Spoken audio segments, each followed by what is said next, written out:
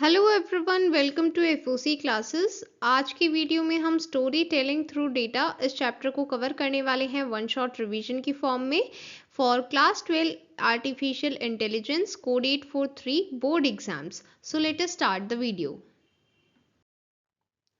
देखिए, capstone project सबसे ज़्यादा इंपॉर्टेंट चैप्टर है and model life cycle second most important. So ये टू ऑलरेडी हम कवर कर चुके हैं, डिस्क्रिप्शन में लिंक गिवन है। एंड इस वीडियो में हम कवर करने वाले हैं story telling through data. Okay, सबसे पहले समझते हैं स्टोरी टेलिंग इतनी पावरफुल और क्रॉस कल्चरल क्यों होती है। स्टोरीज ऐसा एंगेजिंग एक्सपीरियंस क्रिएट करती हैं जिसकी वजह से ऑडियंस को लगता है कि वो दूसरे स्पेस और टाइम में चले गए हैं।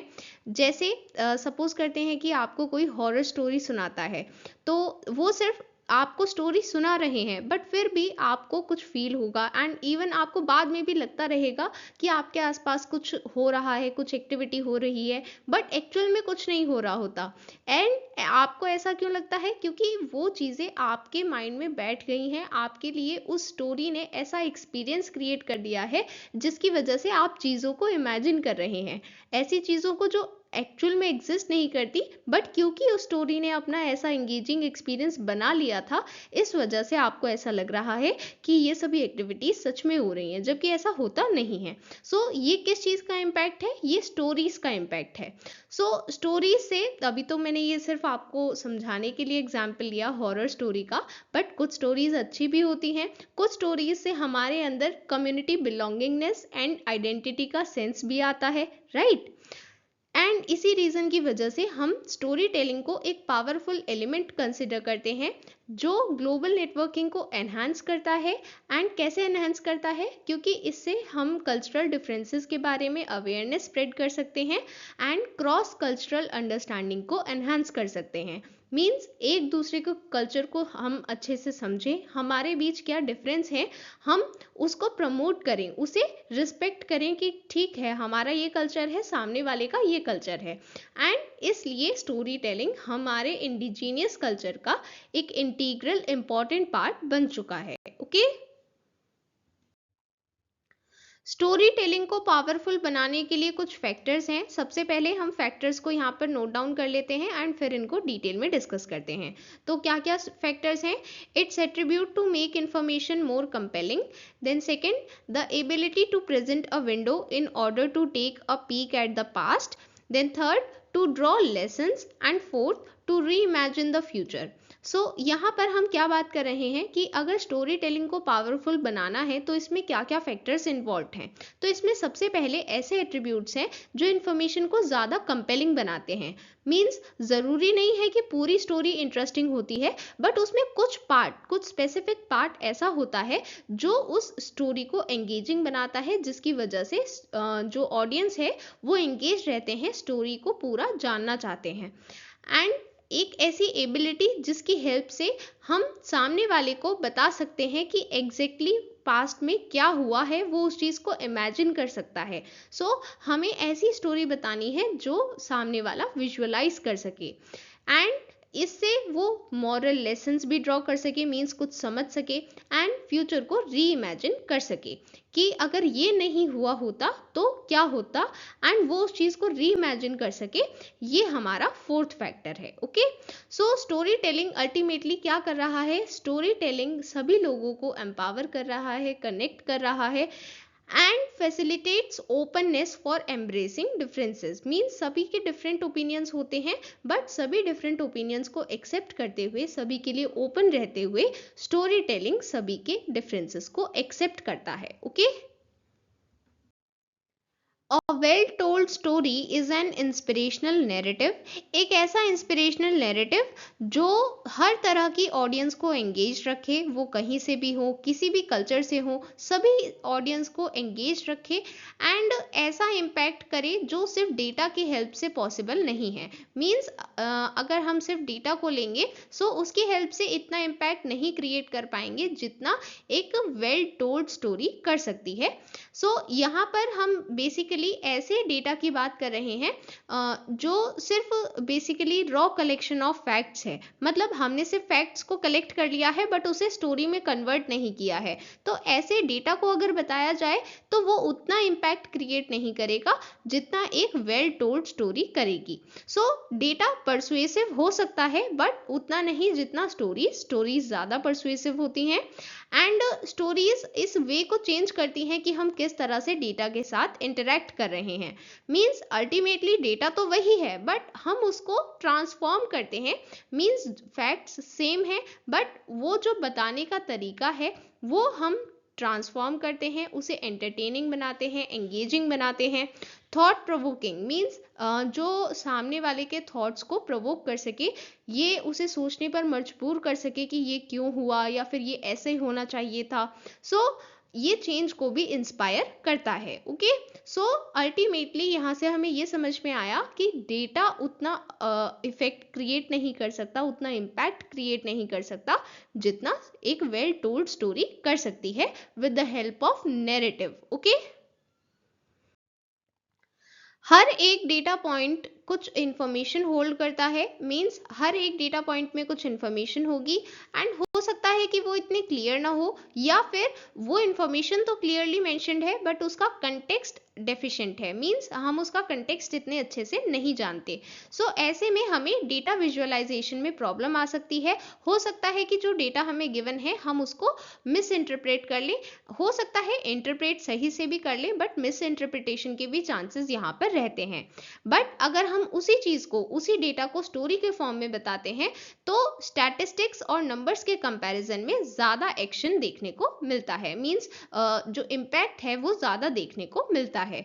सो इसलिए जब इस डेटा को नैरेटिव की फॉर्म में बताया जाएगा तो उसकी वजह से क्या होगा, मिस इंटरप्रिटेशन नहीं होगी, डेटा को कंटेक्स्ट के साथ कनेक्ट कर पाएंगे एंड एक स्पेसिफिक इंटरप्रिटेशन होगी। हमें पता है कि ये पर्टिकुलर स्टोरी हमें क्या बताना चाहती है। सो जो हमें स्पेसिफिक कम्युनिकेशन करना है, स्पेसिफिक इंफॉर्मेशन कम्युनिकेट करनी है, वो सबसे इफेक्टिव वे में हम कम्युनिकेट कर सकते हैं with the help of a story, okay, in the form of a narrative. So यहाँ पर सबसे पहले क्वेश्चन पूछा जा सकता है, ये जो हमने अभी तक चीज़ें पढ़ी हैं इनमें से क्वेश्चन ऑफकोर्सली आपके सैम्पल पेपर में भी थे एंड इसमें से क्वेश्चन आपके बोर्ड एग्जाम में भी पूछे जा सकते हैं, इसलिए मैंने आपको हर एक लाइन प्रॉपरली एक्सप्लेन की है। ठीक है, सो इसके बाद आपसे क्वेश्चन पूछा जा सकता है, what are the steps involve in telling an effective data story. ठीक है, ये क्वेश्चन पूछा जा सकता है तो उसमें ये 5 पॉइंट्स मेंशन करने हैं। अंडरस्टैंडिंग द ऑडियंस, आप कौन से ऑडियंस को एड्रेस करने वाले हैं ये आपको पता होना चाहिए। राइट डेटा एंड विजुअलाइजेशंस को चूज करना है। डेटा का मतलब है फैक्ट्स और विजुअलाइजेशंस का मतलब है जैसे बार ग्राफ या फिर पाई चार्ट, मींस जो भी चीज़ें हमें विजुअलाइज करने में हेल्प कर सकती हैं वो सभी चीज़ें। देन ड्राइंग अटेंशन टू की इंफॉर्मेशन, मीन्स जो भी मेन इंफॉर्मेशन है हम उस पर अटेंशन ड्रॉ करना चाहते हैं। मीन्स जो स्टोरी है उसका एक बेसिक आइडिया होगा हम क्या कन्वे करना चाहते हैं, उस इंफॉर्मेशन पर हमें अटेंशन ड्रॉ करनी है। Then developing a narrative, means हमें एक नैरेटिव भी डेवलप करना होगा, हम किस तरह से स्टोरी को बताने वाले हैं, क्योंकि हमारे पास तो सिर्फ डेटा है और उसके विजुअलाइजेशंस हैं, तो उसको स्टोरी के फॉर्म में कैसे कन्वर्ट करना है वो हमें नैरेटिव बताता है। Then engaging your audience, means हमें एक ऐसा एंगेजिंग एक्सपीरियंस भी क्रिएट करना है जो ऑडियंस को कंपेल रखे। Okay, explain how data story telling can bring about a change using a diagram, diagram के थ्रू एक्सप्लेन करना है। तो सबसे पहले डायग्राम बनाएंगे, यहाँ पर सबसे पहले इंडिकेट करेंगे नैरेटिव, फिर डेटा, जहाँ पर नैरेटिव और डेटा मीट कर रहे हैं ये यहाँ पर लिखना है एक्सप्लेन, फिर विजुअल्स, जहाँ पर विजुअल्स और डेटा मीट कर रहे हैं यहाँ पर लिखना है एनलाइटन, और जहाँ पर विजुअल्स और नैरेटिव मीट कर रहे हैं यहाँ पर लिखना है एंगेज, और जहाँ पर ये तीनों मीट कर रहे हैं यहाँ पर लिखना है चेंज। ठीक है, इस तरह से आप पहले डायग्राम बनाएंगे। फिर अब यहाँ पर ये सिंबल्स, ये आइकन्स भी आपको बनाने हैं, विजुअल्स, डेटा एंड नैरेटिव के लिए जो आइकन है वो भी आपको यहाँ पर बनाने हैं। यहाँ पर सबसे पहले हम बताएंगे डेटा स्टोरी टेलिंग क्या है। डेटा स्टोरी टेलिंग एक स्ट्रक्चर्ड अप्रोच है डेटा से लिए गए इंसाइट्स को कम्युनिकेट करने के लिए। यहाँ पर 3 की एलिमेंट्स का कॉम्बिनेशन है। कौन कौन से एलिमेंट्स हैं? Data, visuals and narrative. जब नैरेटिव और डेटा दोनों को एक साथ कंबाइन करेंगे तो हम ऑडियंस को एक्सप्लेन कर सकते हैं कि डेटा में एक्चुअल में क्या हो रहा है एंड पर्टिकुलर इंसाइट क्यों जनरेट हुई है। देन अगर हम विजुअल्स और डेटा इन दोनों को एक साथ कंबाइन करेंगे तो हम ऑडियंस को वो सभी इंसाइट समझा सकते हैं एंड ऑडियंस को वो सभी इंसाइट समझ में आएगी जो बिना चार्ट्स और ग्राफ्स के उन्हें समझ में नहीं आती। देन फाइनली नैरेटिव और विजुअल्स को कंबाइन करेंगे, मर्ज करेंगे, जिसकी वजह से ऑडियंस एंगेज रहेगी एंड साथ ही एंटरटेन भी रहेगी। Then right visuals and narrative को राइट डेटा के साथ कंबाइन करेंगे जिससे हमें मिलेगी डेटा स्टोरी, एक ऐसी डेटा स्टोरी जो इन्फ्लुएंस कर सकती है और एक चेंज ला सकती है। ठीक है, तो जब ये तीनों चीजें right narrative, right visual and right data एक साथ मिलेंगे तब वो एक ऐसी डेटा स्टोरी बनाएंगे जो इन्फ्लुएंस कर सकती है, चेंज ला सकती है। Okay, by the numbers how to tell a great story with your data. Means अगर आपके पास डेटा है और उसमें कुछ नंबर्स भी हैं, मीन्स कुछ स्टैटिस्टिक्स हैं, लाइक कुछ ग्राफ्स हैं, तो उसको आप कैसे ग्रेट स्टोरी की तरह बताने वाले हैं। तो यहाँ पर सबसे पहले अगर आपने सिंपली चार्ट्स एंड ग्राफ्स को प्रेजेंट कर भी दिया तो कोई फायदा नहीं होगा क्योंकि उससे रॉन्ग कंक्लूजन्स भी मिल सकते हैं। कोई फायदा नहीं होगा, जो आप समझाना चाहते थे वो सामने वाले को फिर भी समझ में नहीं आया। तो इसलिए यहाँ पर इंपॉर्टेंट रोल प्ले करता है नैरेटिव, बिकॉज नैरेटिव समझाता है कि इस डेटा सेट के साथ एक्चुअल में क्या हो रहा है। लाइक आपको डेटा गिवन है एंड उसका विजुअलाइजेशन लाइक कोई पाई चार्ट या फिर कोई बार ग्राफ इस तरह से गिवन है, ठीक है, एंड वहां पर उसके साथ नैरेटिव भी मेंशन्ड है कि यहाँ पर एक्चुअल में आप क्या कंक्लूजन ड्रॉ कर सकते हैं।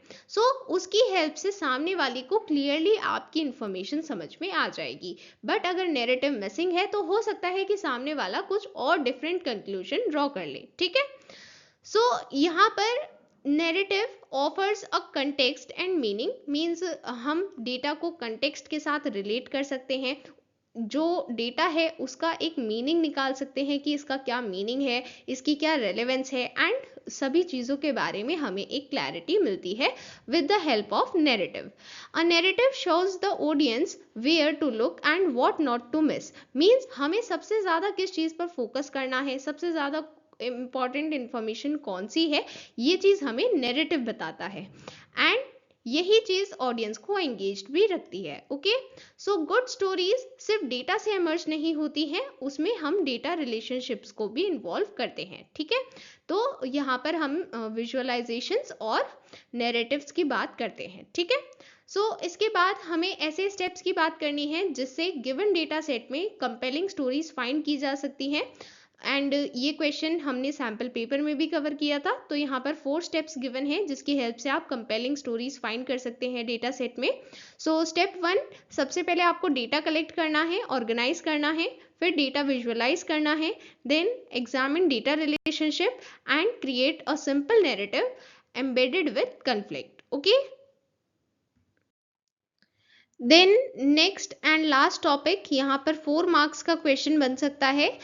How has data story telling acquired a place of importance. इसमें आपको 4 पॉइंट्स मेंशन करने होंगे। सबसे पहले डेटा स्टोरी टेलिंग एक इफेक्टिव टूल है जिससे ह्यूमन एक्सपीरियंस को ट्रांसमिट कर सकते हैं। मीन्स किसी के साथ क्या हुआ है ये आप डेटा स्टोरी टेलिंग के थ्रू बता सकते हैं। Then narrative is the way we simplify and make sense of a complex world. Means जो भी एक्टिविटी होती है वो बहुत कॉम्प्लेक्स होती है हमारे आसपास, उस चीज़ को सिंप्लीफाई करते हुए सामने वाले को समझाने के लिए हम नैरेटिव का यूज करते हैं।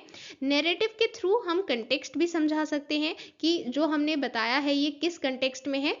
इनसाइट इंटरप्रिटेशन मींस हम सामने वाले को उसका कंक्लूजन भी बता सकते हैं कि ये जो हमने बताया है इसका कंक्लूजन क्या है, इससे आप क्या समझ सकते हैं।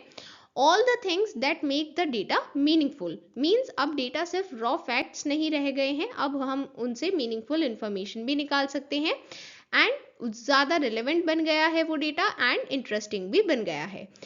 No matter how impressive an analysis or how high quality the data, it is not going to compel change unless the people involved understand what is explained through a story. Means भले ही आपका data कितना भी high quality का हो या फिर आपका analysis बहुत इम्प्रेसिव हो, बट ज़रूरी नहीं है कि वो कंपेलिंग भी होगा, एंगेजिंग भी होगा।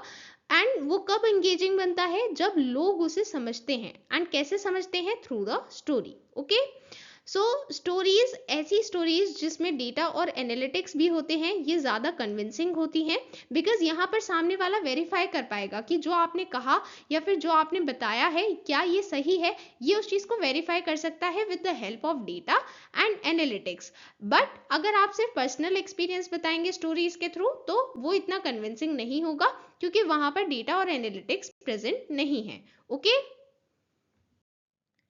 डेटा स्टोरी टेलिंग कम्युनिकेशन को स्टैंडर्ड बनाता है, रिजल्ट स्प्रेड करता है एंड इंफॉर्मेशन को मेमोरेबल बनाता है। मींस हम ज़्यादा टाइम तक उस इंफॉर्मेशन को याद रख सकते हैं जो हमें डेटा स्टोरी टेलिंग के थ्रू बताई गई है। So with this we complete the chapter as well as the one shot revision of all the chapters. Okay, so अभी तक हमने तीनों चैप्टर्स को रिवाइज कर लिया है। आई होप आपको यहाँ पर एक्सप्लेनेशन में कोई प्रॉब्लम नहीं होगी। एंड फॉर क्वेश्चंस प्रैक्टिस आपको सैम्पल पेपर वीडियो को रेफर करना है, जिसका लिंक डिस्क्रिप्शन में गिवन है। सो एक्सप्लेनेशन तो हमने ये वन शॉट क्विक रिवीजन के थ्रू कंप्लीट कर ली है, बट आपको सैम्पल पेपर को भी अच्छे से प्रैक्टिस करना है, because question pattern and most important questions आपको वहीं पर पता चलेंगे। Okay, so that was all for today. All the best to everyone. Bye everyone.